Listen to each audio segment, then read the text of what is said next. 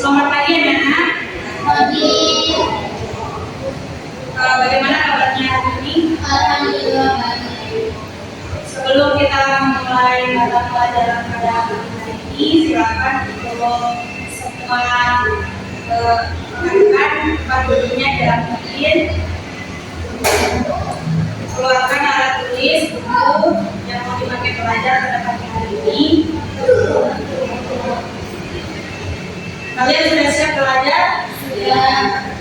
Sudah sarapan? Sudah. Maaf ya, Ibu tadi ada telat soalnya Ibu ada kendala di ruang kelas sekolah. Sebelum kita memulai pelajaran pada pagi hari ini, silakan untuk teman-teman semuanya dipersiapkan tempat duduknya, alat tulisnya ditaruh di atas meja.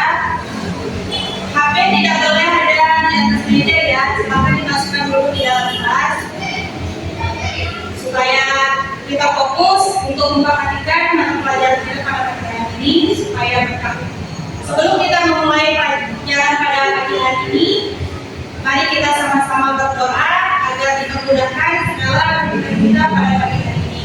Silakan untuk Indira dari Martina dipimpin kepada Untuk memulai pembelajaran pada pagi hari ini, marilah kita sama-sama membaca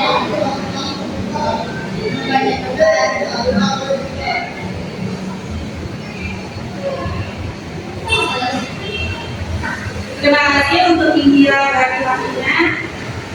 Sekarang Ibu mau tanya lagi, udah siap untuk materi pada pagi hari ini? Sudah. Baik. Untuk materi kita pada pagi hari ini kita akan membahas tentang ketenaga kerjaan. Di sini sebelum Ibu yang menjelaskan ketenaga kerjaan itu apa, kalian sudah baca buku nggak tadi malam? Ya. Kalian tahu Ibu minta satu untuk menjelaskan apa itu ketenaga kerjaan menurut teman-teman. Saya Ibu. Silakan untuk Indira dari Martina.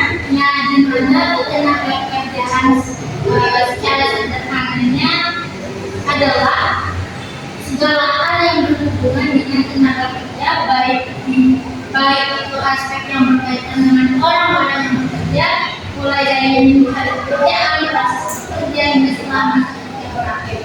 Dan menurut Undang-Undang Nomor 13 Tahun 2003 tentang ketenaga kerjaan adalah segala hal yang berhubungan dengan tenaga kerja pada waktu sebelum, selama dan sesudah masa hidup. Baik, terima kasih untuk tenaga kerjaan. Itu tadi adalah penjelasan untuk tenaga kerjaan itu sendiri. Tenaga kerjaan itu memang seperti yang sudah dijelaskan sama kalian Indira dari Martina, ketenaga kerjaan itu yaitu adalah segala hal yang berhubungan dengan tenaga kerja waktu sebelum dan selama kita masih bekerja. Nah, seperti kita di sini ada yang sudah punya kerjaan nggak? Halo, ada yang sudah mempunyai usaha atau sudah bekerja? Masih belum ya? Seperti itu. Kita belum punya pekerjaan, jadi kita belum masuk dalam ketenaga kerjaan ini diatur dalam Undang-Undang Nomor 13 Tahun 2003 yang dimana tentang ketenaga kerjaan itu adalah unsur penting dari ketenaga kerjaan kita di sebagai bisa dipahami untuk pengertian ketenaga kerjaan. Oke. Sambil Ibu menjelaskan, kalian boleh catat poin-poin pentingnya ya, soalnya nanti Ibu akan minta satu atau dua siswa untuk menyimpulkan apa pembahasan kita pada hari ini sebagai tambahan nilai. Selanjutnya kita akan lanjut ke pembahasan yang pertama, yaitu kita akan membahas tentang bentuk tenaga kerja, angkatan kerja, dan kesempatan kerja. Kita menjelaskan hubungan penduduk adalah keseluruhan orang yang berdomisili di suatu wilayah geografis tertentu, misalnya seperti kita di Lombok Timur, Lombok Tengah, Lombok Barat. Nah, pada waktu yang spesifik wilayah ini bisa berupa daratan maupun perairan, bisa juga yang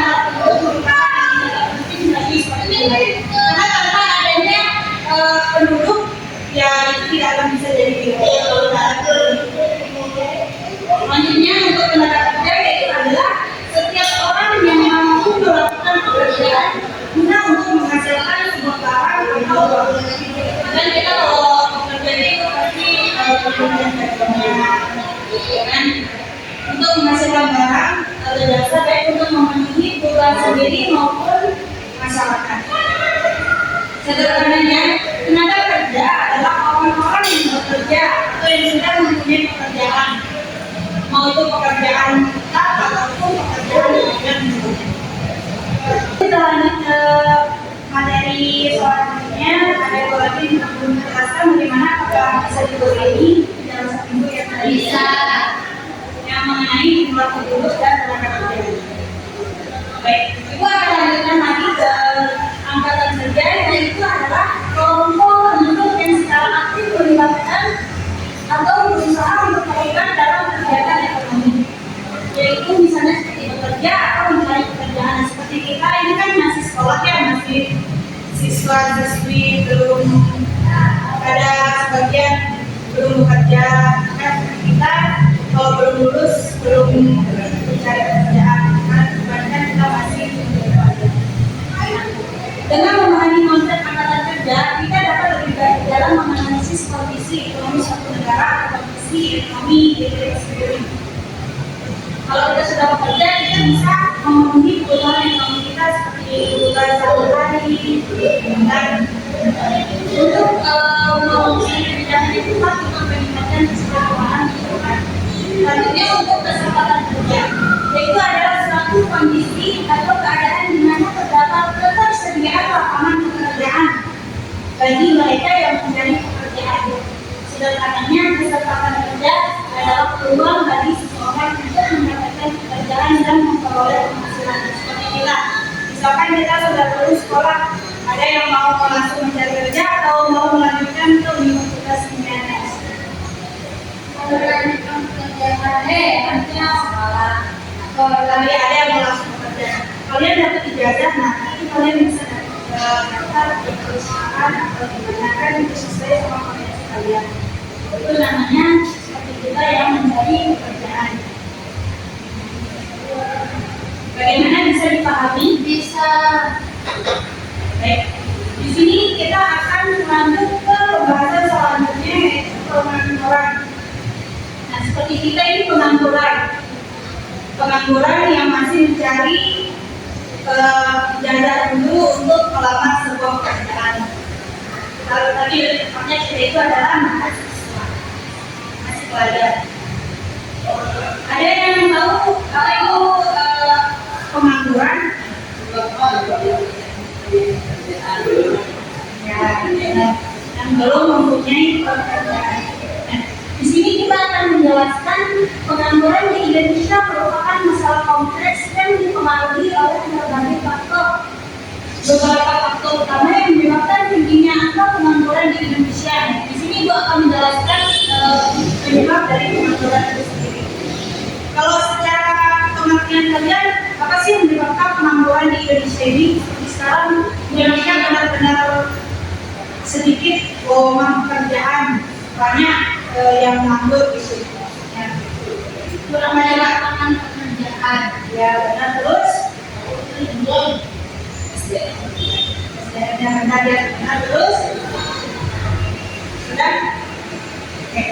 Di sini karena pertumbuhan ekonomi yang tidak merata. Maksudnya itu yaitu adalah pertumbuhan ekonomi yang lebih terpusat di kota-kota besar menyebabkan terbatasnya lapangan kerja di daerah-daerah lain. Maksudnya daerah-daerah lain itu seperti kita yang berada di daerah-daerah yang terpencil, seperti kita yang hidup di desa atau di pedalaman, sangat sulit buat mencari pekerjaan.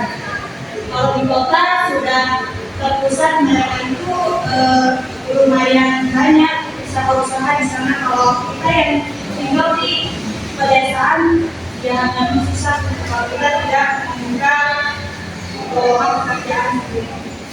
Selanjutnya, kualitas pendidikan dan keterampilan. Kualitas pendidikan dan keterampilan juga dapat mengurangi relevansi antara pendidikan dengan kebutuhan pasar kerja, serta keterbatasan akses pendidikan di daerah terpencil menjadi kendala besar. Seperti yang dijelaskan tadi, pertumbuhan ekonomi itu karena daerah terpencil. Nah, inilah yang menyebabkan kita yang tinggal di daerah-daerah terpencil, sangat sulit untuk mendapat. Maka dari itu kita harus mengembangkan wawasan pemikiran kita dan kita sekarang kan kalian menentu desakan dulu. Nah besok akan kita lakukan supaya wawasan pemikiran kalian itu lebih luas. Minimal kalau beberapa kalian yang mencari pekerjaan, maka kalian yang bisa untuk membuka lowongan pekerjaan. Selanjutnya pertumbuhan penduduk yang cepat. Nah, peningkatan jumlah angkatan kerja pada setiap tahun tidak selalu seimbang dengan pertumbuhan lapangan kerja. Benar, pertumbuhan penduduk di Indonesia ini selalu meningkat di setiap tahunnya. Tetapi pertumbuhan lapangan kerja itu tapi sangat sedikit, tidak sesuai sama pertumbuhan penduduk yang terjadi yang melonjak setiap tahunnya. Selanjutnya, perubahan struktur ekonomi, yaitu ada otomatisasi dan digitalisasi serta globalisasi menyebabkan banyak perusahaan memiliki tenaga kerja. Seperti sering kalian mendengar yang terjadi di perusahaan-perusahaan besar yang selalu memphk karyawannya, selalu mengurangi karyawan atau kerja itu. Padahal potensi mereka itu bagus, tapi karena itu sudah terjadi di perusahaan mereka mungkin ada masalah, jadi yang harus jadi korban itu kita yang sebagai karyawan atau kita sebagai yang bekerja, bukan mereka yang bekerja. Jadi kita selalu terpojokan, mau sebagus apapun. Jadi lebih baik dari sekarang kita meningkatkan wawasan pendidikan kita supaya kita bisa membuka lowongan pekerjaan di kota. Selanjutnya untuk kebijakan pemerintah, regulasi yang kurang efektif dan birokrasi yang rumit menghambat pertumbuhan usaha kecil dan menengah. Nah, kita juga sebagai masyarakat kecil atau yang tinggal di daerah-daerah terpencil, kita mau buka usaha, tapi usaha kita juga tidak banyak yang tahu, tidak banyak orang yang kenal. Soalnya kita itu tinggalnya di daerah-daerah kecil, mau buka usaha juga susah gitu. Jadi kita harus mencari solusi bagaimana cara supaya kita bisa membuka usaha yang kenal. Selanjutnya untuk faktor siklikal, krisis ekonomi dan fluktuasi sektor juga dapat menyebabkan peningkatan angka pengangguran. Di Indonesia ini sekarang tingkat penganggurannya berapa persen ya? Tinggi ya. Nah, sekarang bagaimana penjelasan itu ada yang mungkin belum dipahami? Kita akan juga kita akan ambil teman dari bagaimana cara kita untuk mengatasi pengangguran yang ada di Indonesia. Mengatasi masalah pengangguran yaitu ada tantangan yang sangat kompleks dan sangat besar dan membutuhkan pendekatan yang komprehensif. Tidak ada solusi yang tunggal yang dapat dilakukan secara universal. Setiap wilayah dan negara memiliki kondisi yang berbeda-beda, sehingga solusi yang tepat harus disesuaikan dengan kondisi masing-masing. Yang pertama misalnya peningkatan keterampilan dan pendidikan. Seperti kita yang masih sekolah, yang masih menempuh pembelajaran, kita harus mencari relasi, kita harus mengembangkan potensi kita mulai dari sekarang. Supaya kalau sudah selesai dari sini, kalian bisa menentukan kalian mau lanjut atau kalian mau bekerja atau kalian mau membuka usaha supaya kalian tidak nganggur. Selanjutnya mendorong kewirausahaan.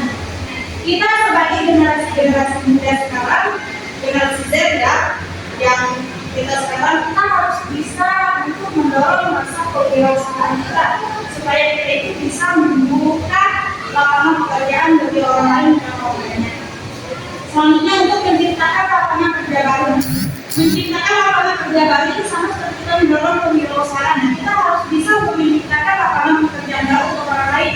Jangan sampai kita yang mencari kerja, tapi nanti kita juga yang akan diperlukan. Seperti kalau kita melamar di perusahaan, kalau perusahaan terjadi masalah pasti yang dipecat atau yang di-PHK karyawannya, pegawainya.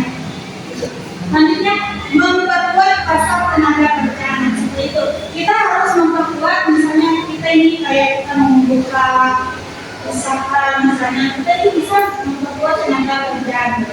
Nah Nah, dan yang kelima memberikan UMKM. Nah, seperti kita yang tinggal di daerah-daerah terpencil, kita bisa memulai buka usaha kecil-kecilan. Ya, kita harus bisa membuka usaha kecil-kecilan. Bagaimana? Udah bisa dimengerti bagaimana cara kita untuk mengatasi pengangguran di daerah. Kalian bisa menerapkan benar-benar menerapkan ini karena kalian bisa untuk memperhitungkan kalian mau membuka usaha, kalian mau bekerja, kalian bisa untuk menerapkan. Selanjutnya kita akan lanjutkan cara meningkatkan kualitas kerja negara. Tapi sebelum ibu untuk menjelaskan, ibu mau tanya masih semangat apa belum sih? Atau udah ngantuk atau masih lapar? Tentu, kita exciting dulu deh. Boleh ya, sebentar. Ayo, silakan berdiri dong. Ini foto. Silakan berdiri. Kita exciting dulu ya. Biar kita semangat.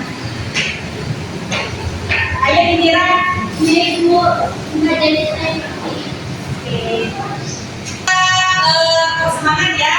Ibu dulu yang pertama terus biar kalian tahu. Semangat. Oke, kita coba ya. 1, 2, 3. Semangat.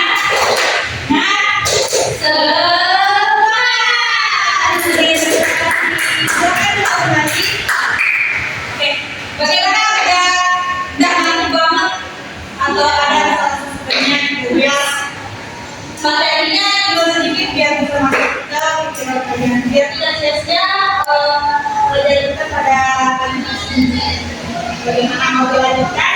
Oke, kita lanjut ke materi untuk cara meningkatkan kualitas tenaga kerja. Di Indonesia ini banyak kan kita lihat secara nyata ya kualitas kerja di Indonesia ini sangat-sangat yang sempurna. Padahal kita belum bekerja, baru melamar kerja di perusahaan, baru mau bekerja, baru pertama mau bekerja aja udah dicari pengalaman kerja. Itu yang membuat di Indonesia ini jadi banyak orang yang nganggur. Gitu kan? Oke, di sini kita akan membahas beberapa cara untuk meningkatkan kualitas tenaga kerja. Yang pertama, meningkatkan kualitas pendidikan dan pelatihan. Kita ini sekarang sedang melaksanakan pendidikan yang kedua, pengembangan kader. Kita sebagai generasi muda dan kita harus mengembangkan kali ide supaya kalian bisa jadi pemain sukses dan bisa membuka lowongan pekerjaan untuk orang lain. Yang ketiga, kesejahteraan karyawan. Nah, suatu saat nanti kalau kalian menjadi bos, kalau kalian jadi manajer, kalian itu harus bisa untuk mensejahterakan karyawan kalian, menghormati karyawan kalian. Kan? Selanjutnya yang keempat, teknologi dan inovasi. Manfaatkan teknologi kalian. Teknologi sekarang kan sudah canggih. Nah, kalian manfaatin itu, jangan sampai kalian cuma main-main untuk scroll TikTok, Instagram, dan ibu bawa kalian jelas. Yang kelima, budaya perusahaan yang positif. Maksudnya itu adalah seperti kalian. Kita harus kalau mau membuka usaha, kita harus membuka usaha yang kita melihat sekitar yang dapat mengakibatkan yang positif. Yang keenam, kerjasama dengan institusi pendidikan dan pelatihan, dan yang ketujuh, pengembangan ekonomi. Bagaimana? Bisa dipahami? Selanjutnya kita akan masuk ke sistem pengupahan dan penggajian di Indonesia. Ibu minta untuk Irna bisa dibacakan pengertian dari sistem pengupahan itu sendiri. Sistem pengupahan di Indonesia yang berlaku kalau Undang-Undang Nomor 13 Tahun 2003 tentang Penyelenggarakan dan Peraturan Pelaksanaan. Secara umum, sistem pengupahan di Indonesia dapat dibagi menjadi beberapa jenis. Yang pertama yaitu ada sistem upah secara waktu, yang kedua ada sistem upah secara hasil, yang ketiga ada sistem upah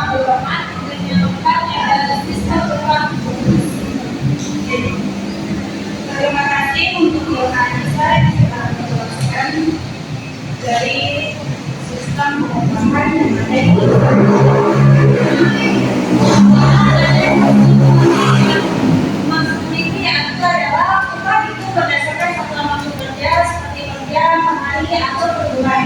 Ini ada tulisan yang paling umum digunakan di Indonesia seperti yang dipaksa yang barang itu apa namanya? Apa di dalam beli panggul ya? Ya seperti itu dia itu upah sesuai sama kerjaan mereka. Berapa barang yang mereka segitu yang mereka kasih. Yang kedua sistem upah satuan hasil yaitu adalah berdasarkan jumlah atau kuantitas hasil kerja yang dicapai. Sistem ini sering diterapkan pada pekerjaan di upah kolektif. Yang ketiga sistem upah bangunan. Upah itu berdasarkan jumlah pekerjaan yang diselesaikan secara keseluruhan seperti tukang bangunan biasanya bangunannya ya. Yang keempat sistem upah bonus. Misalnya seperti yang PNS pekerja dan mereka itu mengambil kerja jam lebih atau apa namanya mereka lembur. Itu mereka bersama misalnya mau bonusnya dan akhir bersama itu ya. Saya dipahami? Bisa. Selanjutnya yaitu adalah di sini ada sistem pembagian di Indonesia yaitu adalah cukup beragam dan dipengaruhi oleh beberapa faktor seperti jenis kerja, sektor industri, ukuran perusahaan atau perundang-undangan yang berlaku secara umum. Ini bisa dipahami ya Ibu dan saja bisa Bu. Oke, cuman itu materi kita pada pagi hari ini. Sebelum kita akhiri, Ibu mau tanya. Soalnya tadi kan ini udah jelas semuanya. Ibu mau tanya dua pertanyaan saja. Yang bisa jawab oleh teman-teman bisa mendapatkan nilai tambahan dari Ibu. Ibu mau tanya Delta Anissa. Delta Anissa mau lanjut kerja atau tidak? Mau kerja kalau dari universitas. Kalau Delta bekerja di sebuah perusahaan nih misalnya, apa sih yang Delta harus siapkan di diri Delta? Terus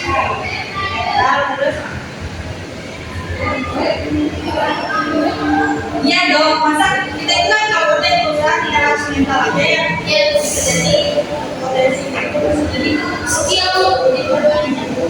Kayak satu,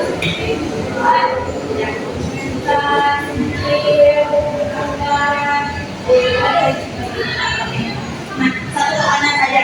Sebelum kita mengakhiri, Ibu boleh minta Indira di Martina. Tadi kan Ibu sudah suruh mencatat ilmu-ilmu. Bisa nggak Indira di Martina untuk menjelaskan semuanya?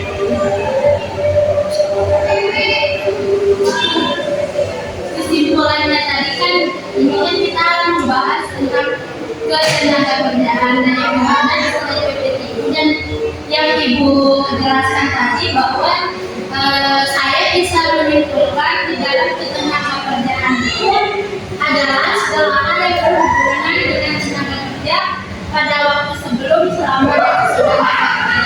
Dan di dalam penjelasan Ibu tadi ada hubungan apa ya? Hubungan ketenaga kerjaan, terus membahas tentang pengangguran yang ada di Indonesia, terus cara menanggulangi pengangguran yang ada di Indonesia itu salah satunya itu memperluas lapangan pekerjaan, terus mengadakan pelatihan dan juga melakukan inovasi-inovasi terhadap individu. Sekian, terima kasih. Baik, terima kasih untuk Indira dari Martina. Terima kasih untuk teman-teman yang sudah memperhatikan Ibu untuk menjelaskan seperti tadi Ibu mau klarifikasi dulu.